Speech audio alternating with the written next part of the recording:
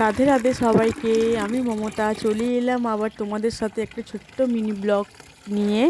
তো দেখো, আজ ঘুম থেকে উঠে আমি প্রথম চলে এসেছি ছাদে, কারণ গাছগুলোয় জল দিতে হবে তাই। আর ছাদটা ঝাঁট দেওয়া হয়নি দুদিন, তাই পাতা জমে গেছে। বাড়ির আশপাশে অনেক রকম গাছ আছে, সেই পাতাগুলোই পড়ে। আর এই চন্দ্রমল্লিকা গাছটা এনেছিলাম, সাদা যে ফুল ফুটেছে, এটা তখন সবে কুঁড়ি ছিল, আর সব ফুলগুলো একসাথে ফুটে গেছে। তো বালতি বসিয়ে দিয়ে যে এদিকে জল ভরছে।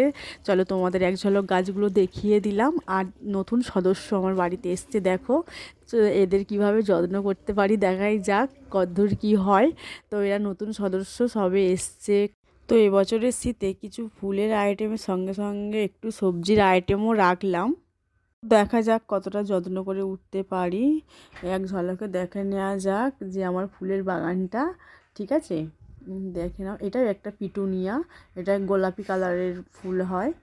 আর এবারে যাব নিচে।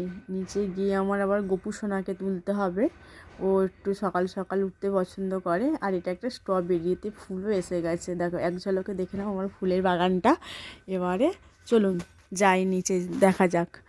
এই আমার গোপু সোনাকে তুলে রেডি করে নিয়েছি, ওই ভিডিওটা আর করা হয়নি। এবারে আমি ওকে একটু সেবা দিয়ে নিচ্ছি। ওর কাছে একটা জলের গ্লাস ঢাকা দিয়ে রাখলাম, আমি যখন থাকবো না, ও যদি জল পেশা পায় ও তখন নিজে নিজে খেয়ে নেবে, ওকে তখন বলা আছে। তো একটু সেবা দিয়ে নিচ্ছি, সকালের সেবাটা। যেহেতু রোদ্দুর উঠে গেছে, তাই আর আমি সোয়েটার টুপি পরালাম না।